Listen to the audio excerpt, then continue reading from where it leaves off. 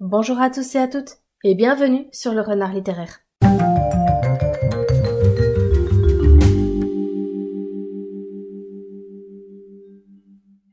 J'espère que vous allez bien, moi je suis ravie de vous retrouver aujourd'hui pour une nouvelle vidéo où on va faire un renard en bulle parce que ça fait super longtemps que je ne vous ai pas proposé ce genre de format et pourtant j'ai de très bonnes lectures graphiques à vous présenter puisqu'aujourd'hui on va parler de I Hate Fairyland, de California Dreaming, de Peace Mémé et enfin les fleurs de grand frère. Donc on va commencer tout de suite. Je débute cette vidéo par un des meilleurs comics que j'ai pu découvrir et qui est certainement la série de comics qui aura marqué mon année 2023. Je vous parle donc de I Hate Fairyland, écrit et dessiné par Skottie Young, l'auteur de Middle West et de Celui que tu aimes dans les ténèbres, le tout édité chez Urban Comics. I Hate Fairyland est une série de comics terminée en 4 tomes et qui raconte l'histoire de Gertrude, une petite fille qui a été invitée, entre gros guillemets, à passer une journée à Fairyland, faire une petite chasse au trésor qui dure quelques heures normalement et rentrer chez elle une fois qu'elle a trouvé la clé, donc la récompense de sa chasse au trésor. Sauf que pour Gertrude, rien ne va se passer comme prévu. Déjà, elle est violemment aspirée par sa moquette et son atterrissage ne va pas se faire en douceur puisqu'elle va y laisser quelques dents et surtout, au bout de 30 ans, Gertrude n'a toujours pas trouvé sa clé et elle reste donc coincée à Fairyland pour son plus grand malheur.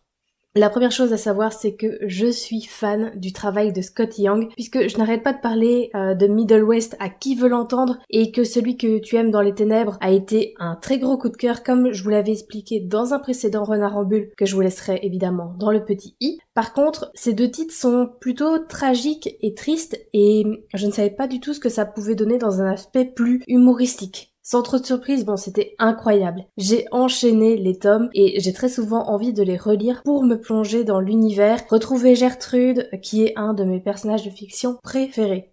J'ai tout d'abord adoré l'histoire qui est vraiment originale et qui est menée d'une main de maître par l'auteur. Il y a un décalage qui est très drôle entre ce que le lecteur perçoit de Fairyland, à savoir un monde plein de magie, de douceur, de féerie, et la réalité qui est vécue par Gertrude, qui est loin d'être aussi rose et magique. En dehors de ce décalage qui m'a fait vraiment rire, j'ai trouvé que l'auteur exploitait à fond son univers. Les décors sont variés, les ambiances uniques et changeantes, les références à la culture pop que je vous laisserai découvrir sont très bien faites. Il y a aussi les insultes made in Fairyland qui sont absolument succulentes. Skottie Young va vraiment jusqu'au bout de ses idées et ça me plaît de voir qu'il assume totalement son univers déjanté et qu'il ne fait pas les choses à moitié. Les personnages sont aussi une force dans ce récit. C'est clair que le personnage de Gertrude n'a rien pour plaire parce qu'elle est horriblement têtue, sanguinaire, beauf, colérique, désabusée, mais personnellement, je l'adore. Moi, elle m'a fait beaucoup rire et il y a des moments où j'ai trouvé que ce n'était plus la brute épaisse qui en a assez de rester coincée à Fairyland. On la comprend puisqu'elle se dévoile quelquefois et dans ces rares moments, elle est vraiment très touchante. J'en avais d'ailleurs parlé dans ma vidéo de bilan de mi-année que je vous laisserai aussi revoir via le petit i comme d'habitude.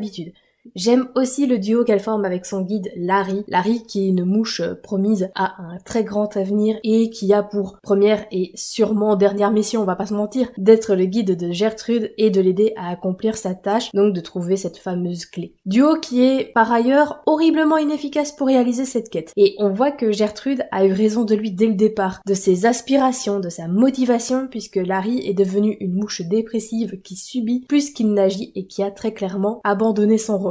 D'autres personnages vont être récurrents dans cette histoire comme la reine Claudia, Happy et bien d'autres, et tous ont leur utilité et leur caractère bien trempés. Par contre, je préviens d'ores et déjà, ce n'est pas un comics à mettre entre toutes les mains. C'est vraiment destiné à un public adulte puisque c'est assez sanglant et même si les insultes sont adoucies parce que bon, c'est Fairyland, ça reste quand même assez trash. Donc ne vous laissez pas avoir par les couvertures toutes douces et remplies de sucreries puisque vous l'aurez compris, ce n'est absolument pas l'ambiance présente dans ce comics. Mais personnellement, j'ai adoré découvrir cette histoire, voir Skottie Young dans un registre beaucoup plus trash, le voir aussi au dessin puisque les 2 livres précédemment cités, il est uniquement le scénariste et vraiment ce gars c'est un couteau suisse. Il est pétri de talent et je pense qu'il peut tout faire et le faire parfaitement bien. Donc si vous voulez une petite série de comics qui sort des sentiers battus et qui est incroyablement drôle et sanglante, je pense que vous allez adorer I Hate Fairyland. Je poursuis avec une bande dessinée que j'ai lue il y a quelques semaines et que j'ai rapidement évoquée sur mon compte Instagram. Si vous ne me suivez pas là-bas, j'essaye de vous proposer du contenu un petit peu complémentaire, donc à savoir des formats plus courts, des recommandations thématiques, sans pour autant faire de longues chroniques puisque je réserve ça uniquement à mes vidéos YouTube. Mais si ça vous intéresse de voir mon compte Instagram, je vous laisserai évidemment mon pseudo dans la barre d'informations. J'ai donc lu, sous les conseils de l'organisatrice du book club auquel je participe, California Dreaming de Pénélope Bagieux à retrouver aux éditions Gallimard. California Dreaming est une biographie d'une des chanteuses du groupe The Papas and the Mamas, un groupe qui a eu énormément de succès sur la scène rock un petit peu hippie comme les Beach Boys, Janis Joplin, Jimi Hendrix, un petit peu dans la vibe Woodstock des années 60. Et Pénélope Bagieux va raconter comment Cass Elliot a permis au groupe d'obtenir justement sa notoriété. La première chose à dire en dehors du fait que c'est une bande dessinée qui m'a plu, c'est que si vous aimez le travail de Pénélope Bagieux, si vous avez aimé Les Culottés, pour moi c'est impossible de ne pas aimer cette bande dessinée. California Dreaming est un petit peu un avant-goût de sa célèbre duologie. Pour raconter l'histoire de Cass Elliot, l'autrice va multiplier les points de vue, ce qui rajoute de la profondeur et de la nuance. C'est un peu déroutant au départ, mais on se laisse rapidement prendre au jeu et on se demande qui sera la prochaine personne à prendre la parole. Cette multiplicité de points de vue rend aussi la bande dessinée rythmée et on ne s'ennuie pas un seul moment, alors que personnellement, je ne lis pas de biographie parce que je trouve que ça manque toujours un peu de rythme. En plus de cela, il y a des petites touches d'humour par-ci, par-là qui passent toujours crème. On voit que l'autrice a parcouru beaucoup de chemin depuis sa série Joséphine qui a, on va dire, très mal vieilli à mon sens. La seule chose qui m'a un peu gênée au niveau du récit, c'est sa fin brutale. C'était fait de façon un peu arbitraire et sans que rien, si ce n'est le nombre de pages qui diminuait, ne nous prépare à dire au revoir à ces personnages, à ne pas en apprendre plus sur l'histoire du groupe, sur l'après California Dreaming, puisqu'ils ont fait bien d'autres chansons. J'ai trouvé ça un peu dommage et je suis restée un petit peu sur ma faim à ce niveau-là. Au niveau des dessins, avec Pénélope Bagieux, je pense qu'il n'y a pas vraiment d'entre-deux. Elle a un style qui fait dessin satirique dans la presse. Alors soit on aime, soit on n'aime pas. Personnellement, c'est pas le style que je préfère, mais elle a une façon de raconter les histoires qui est tellement intéressante que je passe outre les graphismes. Après, je peux pas nier qu'elle a un style bien à elle et que ça rend son travail reconnaissable, et quand on voit des bandes dessinées où les traits sont parfois très similaires, eh bien ça fait du bien de voir quelque chose qui sort du lot. La bande dessinée est uniquement en noir et blanc, et vous savez maintenant que j'adore les BD en noir et blanc, mais il y avait un autre petit bémol au niveau du dessin, c'est que parfois j'ai eu du mal à distinguer les deux chanteurs de The Papas and the Mamas. Pour avoir vu des clips, je sais qu'ils ne se ressemblent pas tellement, donc cette confusion a parfois entaché ma bonne compréhension des événements. En dehors de ces petits défauts, c'est une bande dessinée que j'ai apprécié découvrir. C'était aussi l'occasion pour moi de mettre un nom et des visages sur un groupe que je ne connaissais pas tellement, parce que autant je connaissais California Dreaming de nom et de mélodie, mais j'ignorais totalement qui était derrière ce succès et que c'était surtout grâce à une femme que cette chanson a se rendu limite hypnotisant, que j'aime beaucoup. Et il faut savoir que j'ai écouté cette chanson je ne sais combien de fois depuis qu'on m'a parlé de la bande dessinée et surtout depuis que je l'ai lue, donc ça ne m'étonnerait pas que California Dreaming se retrouve dans mes statistiques de Spotify. Donc si vous aimez la musique rock des années 60, l'ambiance un petit peu Woodstock, etc., je vous conseille la lecture de cette bande dessinée. Je poursuis avec une BD que j'ai lue suite aux recommandations enthousiastes de Alex Bouquinon Prada et d'une chroniqueuse du podcast Bibliomaniacs, puisque j'ai également découvert Peace Mémé, qui est écrit et dessiné par Cathy Bor et publié chez Dargo. C'est une bande dessinée dans laquelle on va suivre 4 amies qui ont toutes des vies diamétralement opposées et vraiment bien remplies. Et un soir, alors qu'elles ont un petit peu trop bu, elles se disent que si elles gagnent au loto, elles ouvriraient bien un bar à tisane avec des petits gâteaux, une section librairie, un atelier pour faire du yoga, etc. Bref, j'ai un peu en tête les scènes de la série How I Met Your Mother où Barney et Ted disent que ils ouvriraient bien leur propre bar alors qu'ils sont juste morts, bourrés. Sauf que les jumelles vont avoir une rentrée d'argent exceptionnelle grâce à un héritage et elles vont appeler leurs copines pour lancer ce projet. J'ai passé un bon moment de lecture, même si je suis moins enthousiaste que Alex Bouquinon Prada et que la chroniqueuse de Bibliomaniacs. On va commencer par parler du dessin parce que je n'ai rien à redire là-dessus. J'ai aimé le trait de Cathy Bor et je trouve qu'elle a quelque chose dans son coup de crayon qui rend les personnages vraiment réalistes. Ce sont des femmes que je pourrais croiser dans la réalité, qui sont toutes différentes avec des corps justement très réalistes. Cet aspect-là m'a beaucoup plu. J'ai aussi beaucoup aimé l'ambiance générale du graphisme qui est assez pétillant.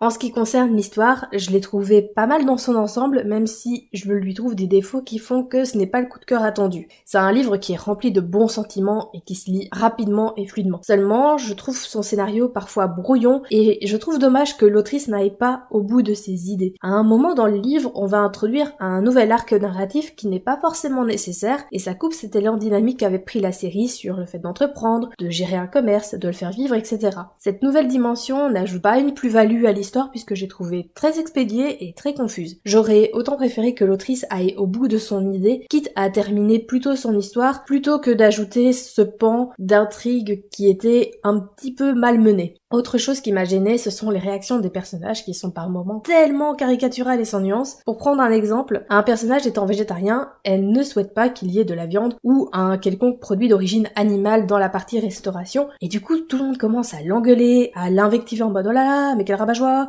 Et je comprends que ces réactions puissent exister, mais la manière dont c'était fait, j'ai pas trouvé ça super subtil. Et justement, j'avais l'impression aussi que ce personnage n'était pas intégré au groupe, qu'elle faisait un peu la cinquième roue du carrosse, que bon, elle était là parce que justement, elle avait une partie de l'héritage en main. C'était une sensation assez dérangeante. Bref, les réactions des personnages m'ont parfois fait lever les yeux au ciel, mais c'est un petit désagrément qui n'a pas vraiment entaché mon plaisir de lecture. En dehors de ça, comme je le disais, c'est plein de bons sentiments. L'autrice a également des moments de justesse assez forts et bienvenus pour parler par exemple du burn-out ou encore de la charge mentale. Et c'est vrai que je m'y attendais pas forcément. C'est une bande dessinée qui donne envie d'entreprendre, d'ouvrir son propre café, tout en oubliant évidemment que dans la réalité c'est pas aussi facile. C'était une lecture sympa, pas forcément inoubliable, mais j'ai quand même passé un bon moment en la lisant.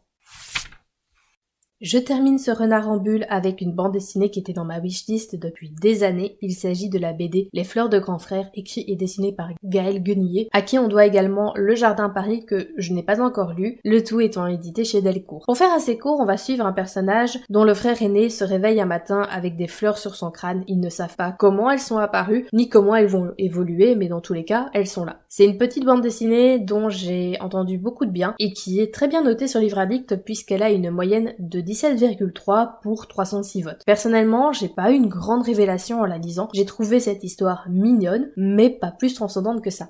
Le fond de l'histoire est très chouette et il transmet de belles valeurs comme la confiance en soi, l'acceptation de la différence et surtout de sa différence, le fait aussi de prendre soin des choses et des personnes qui nous entourent. Mais j'ai trouvé ça trop court et trop linéaire pour que je puisse vraiment m'immerger dans ce récit. J'ai aussi beaucoup de mal à trouver un sens caché car dans toutes les personnes qui en ont parlé, tous ont trouvé un second degré de lecture, quelque chose qui devrait apparaître à chacun. Personnellement, je l'ai vraiment pris au premier degré et je comprends totalement les interprétations de chacun et chacune, mais j'ai pas réussi à les voir dans le récit. Pour moi, c'était une histoire fantastique qui, comme je le disais, véhicule de belles valeurs, mais j'ai pas réussi à y voir davantage. C'est peut-être aussi un point qui fait que j'étais un peu en dehors puisque j'attendais beaucoup d'autres sens de lecture dont je n'ai pas trouvé les origines. Par contre, le dessin était très beau, c'est soigné, les couleurs sont très jolies, les décors sont immersifs. À ce niveau-là, je n'ai rien à redire, c'est un très beau travail graphiquement parlant. Dans l'ensemble, j'ai quand même bien aimé cette bande dessinée. Je pense juste qu'il me faut un format plus long pour découvrir le travail de l'autrice et je crois qu'avec les 211 pages de son ouvrage Le Jardin Paris, je vais avoir de quoi faire et je pourrais me faire une meilleure idée de son style, de sa narration, de ce qu'elle aime raconter et comment elle le fait. Et donc j'ai vraiment hâte de pouvoir découvrir cette BD.